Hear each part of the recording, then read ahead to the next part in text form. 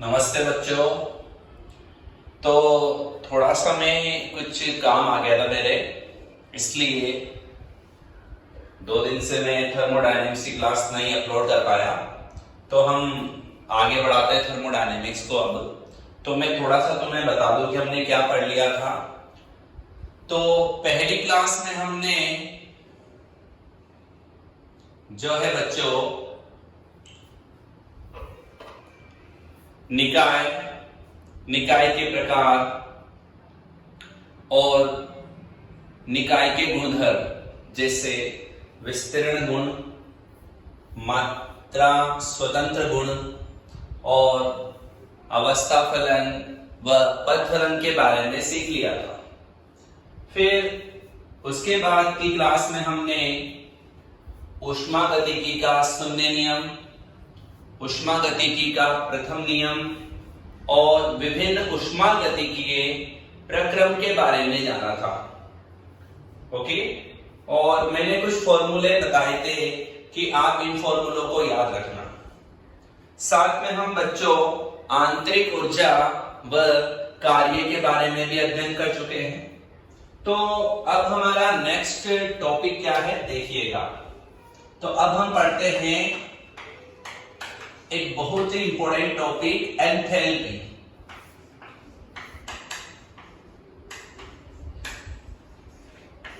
Enthalpy, सब ध्यान दीजिएगा। एंथैल्पी क्या होती है?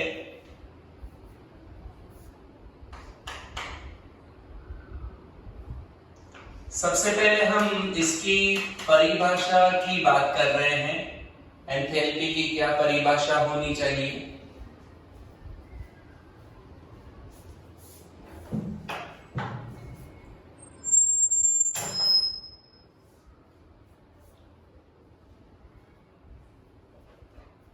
तो सबसे पहले हम जो है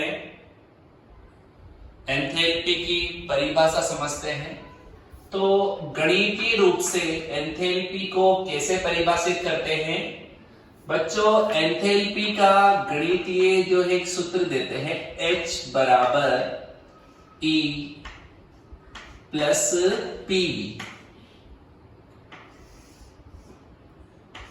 ये एक सूत्र है एंथैल्पी का। तो अगर आपसे कोई पूछता है कि एंथैल्पी को परिभाषित कीजिए, तो आप कैसे परिभाषित करेंगे? ध्यानपूर्वक समझना। किसी E का मतलब हो गया, देखो क्या है, इंटरनल एनर्जी, मतलब निकाय की क्या है, आंतरिक ऊर्जा। और PV जो है ये वर्क है, कार्य है।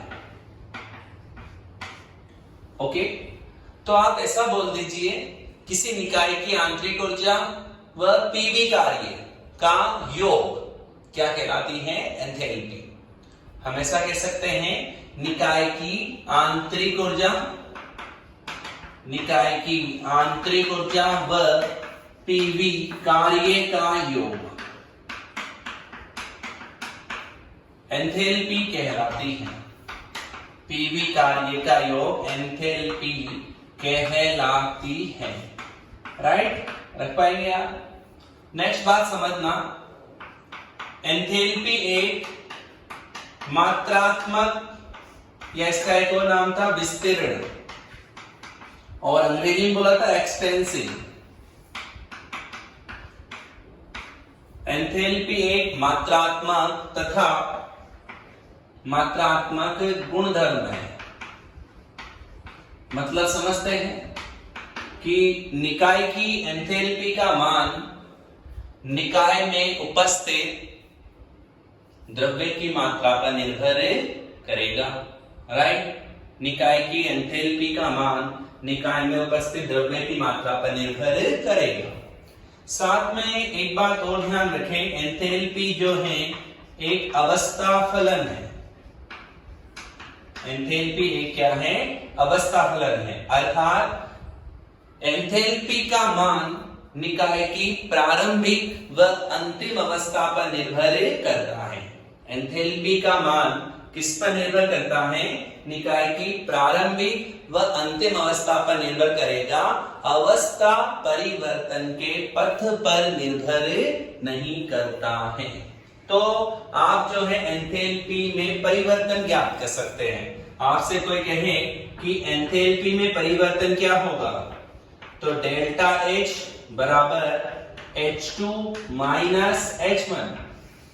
तो ये H2 माइनस H1 क्या हुआ, हम कहें H2 और H1 यहां क्या है, तो H1 तो है प्रारंभिक एंथैल्पी, मतलब प्रारंभिक अवस्था में एंथैल्पी, और H2 क्या है, अंतिम एंथैल्पी।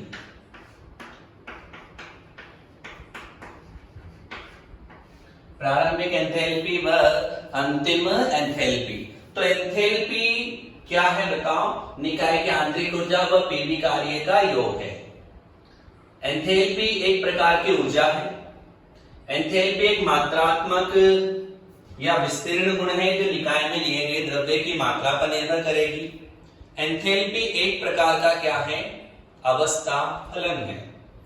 और एंथैल्पी परिवर्तन निकालना हो, यदि प्रारंभिक व अंतिम एंथैल्पी दे रखी हो तो सूत्र लगाना चाहिए H final minus H initial, मतलब H2 माइनस H1 भी कह सकते हैं, राइट।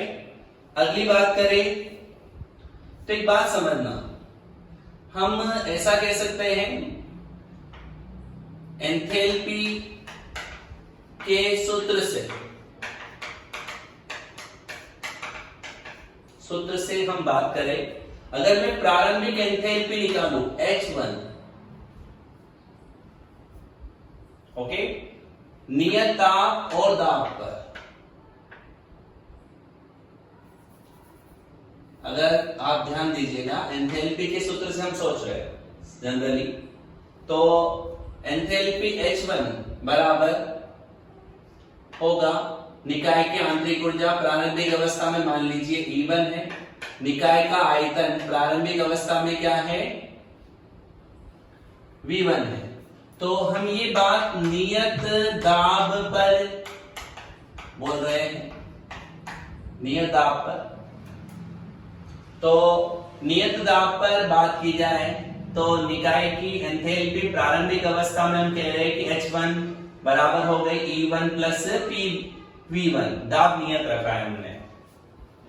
और अंतिम एंथैल्पी निकालें तो H2 बराबर E2 प्लस PV2, आयतन का मान लीजिए V2 हो गया है, आंतरिक ऊर्जा E2 हो गई है, तो एंथैल्पी का मान क्या हो गया है, H2। अब अतः बताओ डेल्टा H क्या बनेगा, बोलो, H2 माइनस H1, राइट, मतलब E2 plus PV2 minus E1 plus PV1, okay. तो इस सूत्र को हम ऐसे भी लिख सकते हैं, देखो आगे बढ़ाए अगर अपन, केमिस्ट्री में वैसे डेरिवेशनों का ज्यादा महत्व होता नहीं है, E2 plus PV2 minus E1 minus PV1, right. Delta H बराबर E2 माइनस E1, इसको तो इधर लिख देता हूं, ठीक है। और आप देखो प्लस PV2 माइनस PV1, अब E2 माइनस E1 ये हो जाएगा एंथैल्पी परिवर्तन बराबर डेल्टा E, डेल्टा H बराबर डेल्टा E, इसको डेल्टा E कह सकते हैं ना, आंतरिक ऊर्जा में परिवर्तन, प्लस यहां P कॉमन ले लो, V2 माइनस V1 आयतन में परिवर्तन, कुल मिला के क्या फॉर्मूला आ गया, डेल्टा H बराबर delta E plus P delta V।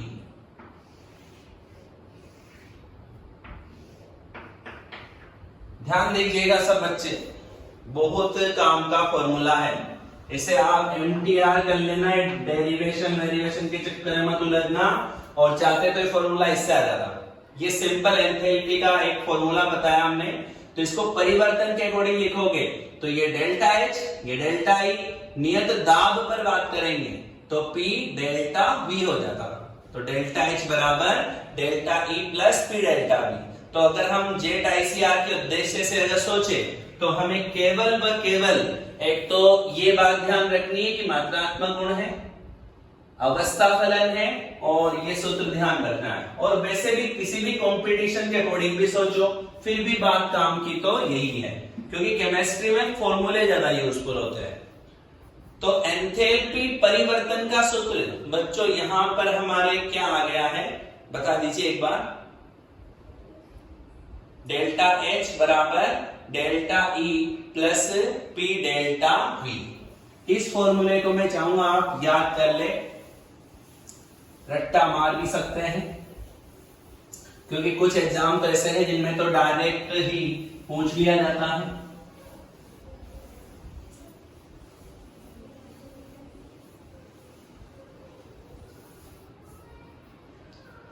तो हमारे इंपोर्टेंट फॉर्मूला बन गया डेल्टा H बराबर delta E plus P delta V।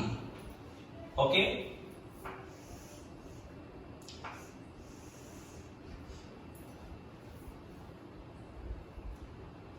अब एक बात समझना आप सब बच्चे,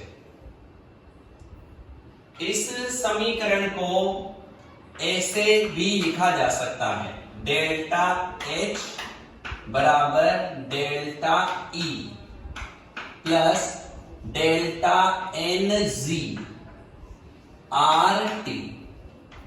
इस समीकरण को इस रूप में भी लिखा जा सकता है। और हर साल ऐसा कहते थे पहले कि नीट में एक सवाल आता था इसका, और जेट हो आईसीआर हो, डायरेक्ट ये फॉर्मूला पूछा जा सकता है। ठीक है, तो एंथैल्पी परिवर्तन का एक सूत्र तो आया, डेल्टा H बराबर delta E plus P delta V। P delta V और A P डेल्टा V की जगह क्या लिख सकते हैं, डेल्टा NGRT। मैं आपको एक बार इधर कोने वाली बात बता दूं, ये कैसे आ गया होगा। हमने एक आदर्श गैस समीकरण पढ़ी, अगर याद हो तो आपको आदर्श गैस समीकरण PV बराबर nRT। ओके, नियत ताप और दाब पर, मतलब नियत ताप व दाब पर, ताप व दाब को नियत रखते हुए समीकरण अप्लाई करें तो देखो दाब में परिवर्तन भी नहीं होगा, आयतन में हो जाएगा, P डेल्टा भी कह सकते हैं। और गैसीय अभिक्रिया के लिए N, गैसीय क्रिया कारक के मोल प्रारंभ जो N है उसकी जगह भी डेल्टा N आ जाएगा और RT हो जाएगा। दरअसल ये डेल्टा N का क्या मीनिंग होगा यहाँ पर वो भी आपको समझना पड़ेगा, क्योंकि ये आदर्श गैस समीकरण जो है ये लागू होते, यह समीकरण जो है गैसीय या मतलब से कह सकते हैं रासायनिक अभिक्रियाओं पर लागू होगी, रासायनिक अभिक्रियाओं के लिए। ये काफी इंपॉर्टेंट इक्वेशन है और बहुत ही यूजफुल है। ध्यान रखना यहां पर बालकों, डेल्टा Ng का क्या मतलब है, N product minus N reactant, मतलब गैसीय उत्पाद के मोल, ऐसे उत्पाद जो गैसीय अवस्था में है केवल उनके मोल आपको लेने हैं। मोल से मतलब यहां गुणांक होता है सामान्यतः, और यहां NR का मतलब है गैसीय क्रिया कारक के मोल। अभी मैं आपको ये सब एक दो उदाहरणों से स्पष्ट कर दूंगा इनका क्या मीनिंग होता है। वैसे आपने साम्य में ऐसे डेल्टा N निकालना सीखा होगा, ये बिल्कुल वैसा ही है, साम्य के जैसा ही है। तो याद रखना यहाँ डेल्टा NRT कर सकते हैं और ये बहुत यूजफुल है। तो डेल्टा H का सूत्र है delta E plus P delta V, या डेल्टा H बराबर delta E plus delta NG RT।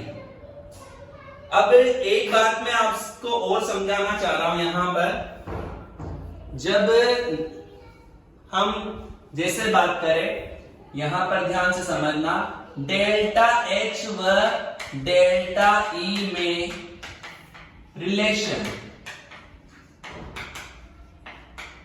ये एक काफी इंपॉर्टेंट फिनोमिना है और काफी इंपॉर्टेंट कॉन्सेप्ट भी है, यूजफुल है। सब बच्चे इसको ध्यान से समझें। ओके, देखो बच्चों, यहां पर मैंने केस लगाया, केस फर्स्ट। यदि डेल्टा एनजी इक्वल टू 0 हो जाए, एक ऐसी रासायनिक अभिक्रिया दी गई है जिसके लिए डेल्टा एनजी का मान क्या है, 0 है, तो उस केस में आप देखिए डेल्टा एच बराबर डेल्टा ई होगा। एम आई राइट? क्या मैं सही हूं इस बात को लेकर? बोलो, यहां डेल्टा एनजी का मान 0 रखोगे तो 0 गुणा आरटी बराबर 0, तो डेल्टा एच डेल्टा ई के बराबर। ऐसा ही अगर हम सामने में सोचे तो वहां पर एक बात ध्यान रखना, इसको थोड़ा ऐसे लिख देता हूं मैं, थोड़ा आसान रहेगा। जैसे हमारी समीकरण तो बनी डेल्टा एच बराबर delta E plus delta NG RT, और साम्य पर होता था शायद केपी बराबर केसी आरटी की घात डेल्टा एन।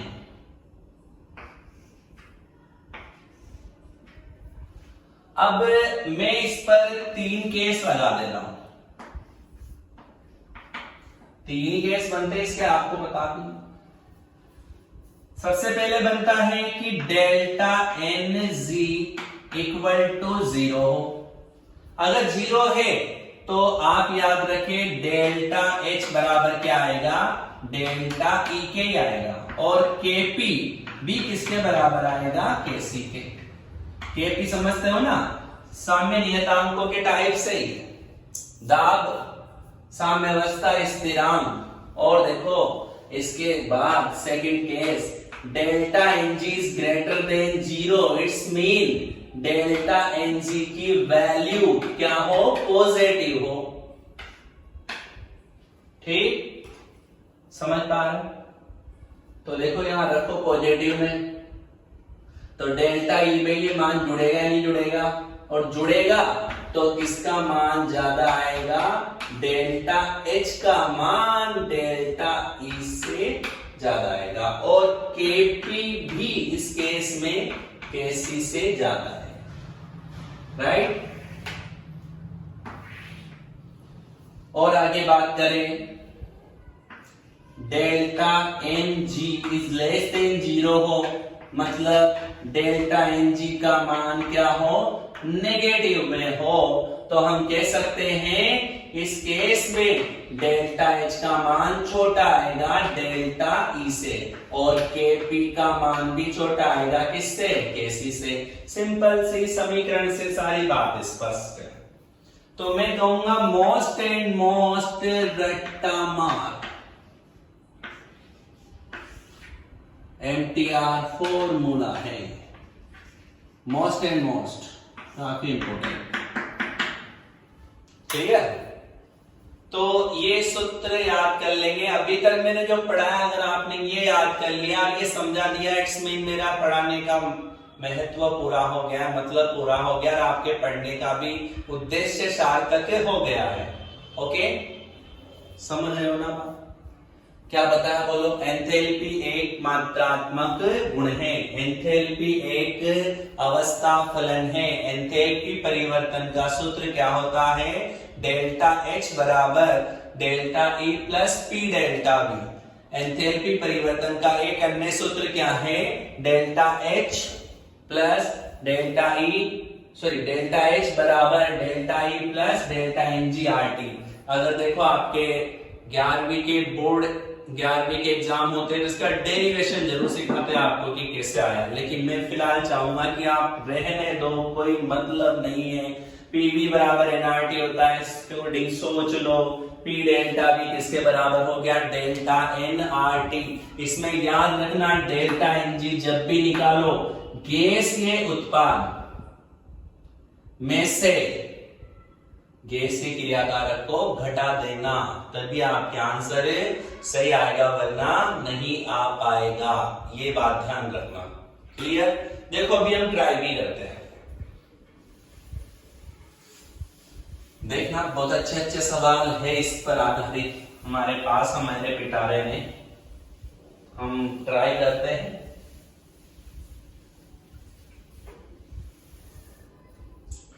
सब ध्यान से समझना इसको, सभी स्ट्रीम के विद्यार्थियों के लिए इंपॉर्टेंट थी।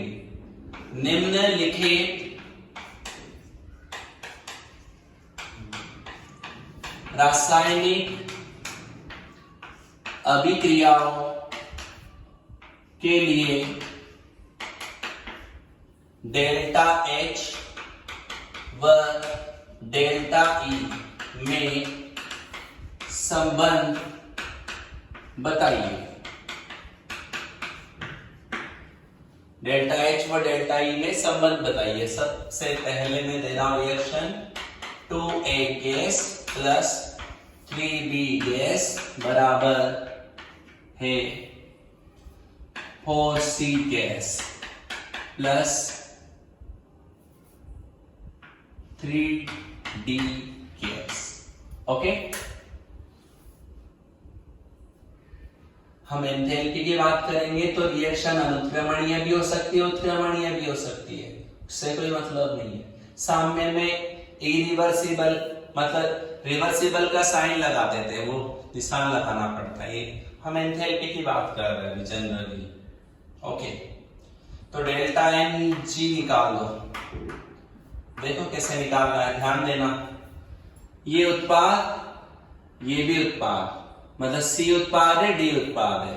C के कितने गुणांक है? 4, D के कितने? 3। तो 4 प्लस 3 ये तो हो गया उत्पाद, माइनस 2 प्लस 3 तो कितना गया? 7 माइनस 5 बराबर प्लस के 2।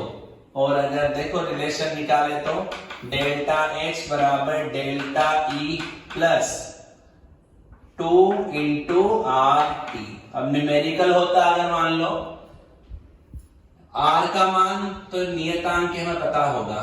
यदि तापमान दिया, निश्चित तापमान दे देता, क्या नियत तापमान क्या है उसकी वैल्यू दे देता, इन दोनों में से किसी एक का मान देता तो दूसरे का मान हम निकाल लेते। न्यूमेरिकल भी कठिन नहीं होते, बस पहचानना होता है हमें कि किस टाइप का न्यूमेरिकल है, कॉन्सेप्ट क्या है उसका। ओके, तो क्या रिलेशन आया बताओ? Delta is greater then delta E. और हो सकता है ऑप्शन में यही दे रखा हो, कभी कभी ऐसा भी आंसर में दिखाई देता है, तो आप सीट में देखना सब मिलेगा आपको। थर्मोडायनेमिक्स की सीट काफी दिनों पहले दे चुके हैं आपको। नंबर 2 देखना, nitrogen gas plus 3 hydrogen gas बराबर 2 अमोनिया गैस। चलो आप सब बच्चे निकालिए पास के लिए, चलो निकालने लग जाओ। सोचो 2 माइनस 4 बराबर माइनस 2, 2 इसके गुणा 3 और 1 4। याद रखना अभिक्रिया संतुलित होनी चाहिए, तब जाके गुणांक सही आएगा, वरना गुणांक सही नहीं आएगा। संतुलित अभिक्रिया होनी चाहिए। क्लियर? चलो ठीक है, तो डेल्टा H बराबर आ गया डेल्टा E माइनस 2RT। मतलब ये हुआ कि डेल्टा H से बड़ा कौन होगा? डेल्टा E होगा। कर लोगे इस पैटर्न के सवाल? अरे बोलो, कर सकते हो सवाल? न्यूमेरिकल भी है ये सब, अभी वैल्यू दे देंगे न्यूमेरिकल बन जाएगा। H2 gas plus I2 gas बराबर 2HI गैस। इसके लिए सोचो, डेल्टा N बताओ। N भी कह सकते हैं, NG भी कह सकते हैं, कोई फर्क नहीं पड़ता। बोलो उत्पाद कितना है? 2 माइनस 1 प्लस 1 2 तो 0। तो डेल्टा H बराबर डेल्टा E प्लस 0 गुणा RT। तो डेल्टा H बराबर डेल्टा E। अब इसे क्वेश्चन करते हैं निम्न में से कौन सी अभिक्रिया के लिए डेल्टा एच बराबर डेल्टा ई है? जैसे सामने में आपने पढ़ा होगा, बहुत फेमस क्वेश्चन होता है, निम्न में से कौन सी अभिक्रिया के लिए Kp बराबर Kc है? तो ये अभिक्रिया आ जाती हो। किस अभिक्रिया के लिए Kp Kc से बड़ा है तो डेल्टा एन पॉजिटिव आना चाहिए। किस अभिक्रिया के लिए Kp Kc से छोटा है तो डेल्टा एन नेगेटिव आना चाहिए, राइट। और यहां देखना सॉलिड और लिक्विड को हमें इग्नोर कर देना है। यहां तो स्पेशल है, इसमें तो सॉलिड और लिक्विड को क्या करना है, इग्नोर। 100% ध्यान रखना। डी नॉट बता दूं मैं आपको, रिएक्शन में present present liquid and solid को डेल्टा एन जी निर्धारण में काउंट या यूज नहीं करना है। यही गलती होती है सवाल में और कुछ नहीं होती। डेल्टा एन में गलती कर देते हैं बहुत सारे बच्चे, कुछ को आर की वैल्यू नहीं आती, कुछ आर की वैल्यू में भटकते हैं। वो मैं सिखाऊंगा अभी कैसा करते हैं, देखना। चलो ये हो गया। एक देखते हैं 25 डिग्री सेंटीग्रेड पर मेथेन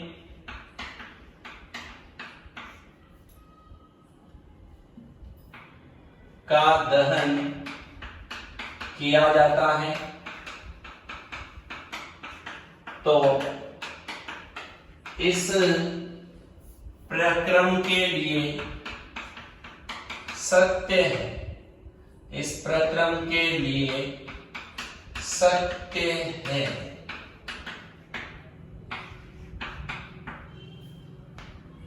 पहला ऑप्शन डेल्टा एच बराबर है डेल्टा ई के।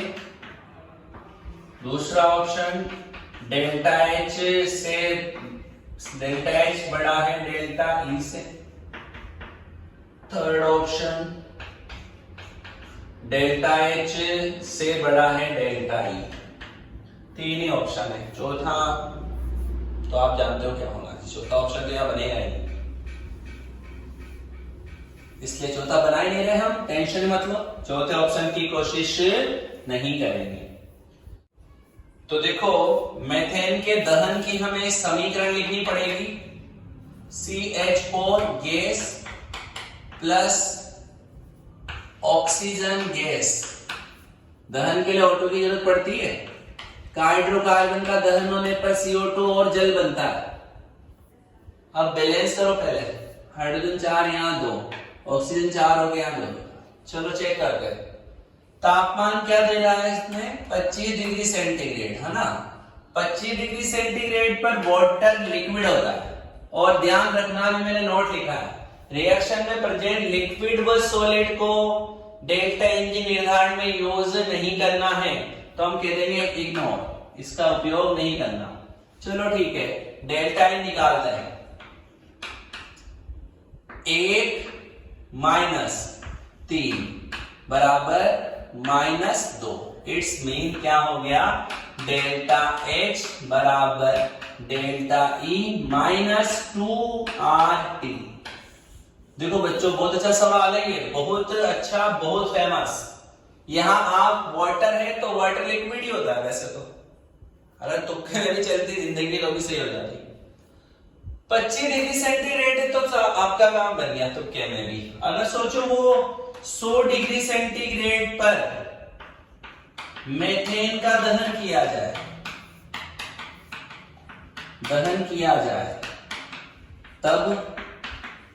तब क्या होगा ये सोचो।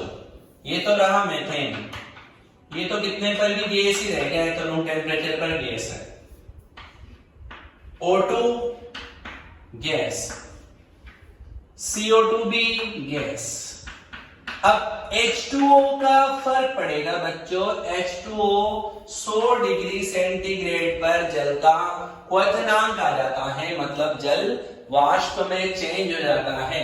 इट्स मीन यहां गैस लिखना पड़ेगा, समझे। है ना स्टैंडर्ड क्वेश्चन।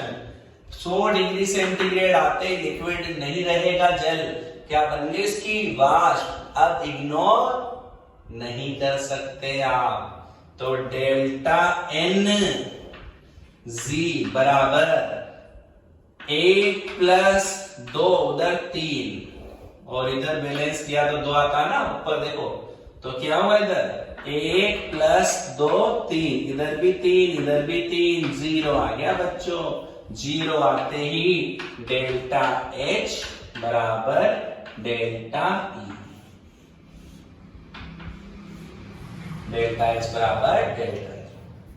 तो ये कंसेप्ट आया समझ में, आया नहीं आया, क्या याद रखना था बताओ। डेल्टा एच बराबर delta E plus delta N G R T, जहां डेल्टा एन का मान 0 होगा तो डेल्टा एच डेल्टा ई के बराबर, और प्लस में होगा तो डेल्टा एच बड़ा, माइनस में होगा तो डेल्टा ई बड़ा। और याद रखना ये सूत्र अभिक्रियाओं के लिए लगेगा, और आप ध्यान रखें रासायनिक अभिक्रियाओं में से सॉलिड व लिक्विड का निर्धारण डेल्टा एनजी में नहीं करना है। डेल्टा एनजी फॉर गैस है, गैस के लिए ही उपयोग में लेनी है। ठीक, तो ये एंथैल्पी से रिलेटेड हमारे बिंदु पूरा हो गया है। अब तो इसके न्यूमेरिकल बचे हैं, जो हम सीट सोल्व करेंगे ना तब सीखेंगे। ओके, तो ये एक एंथैल्पी वाला पार्ट यहां पर और पूरा हो जाएगा।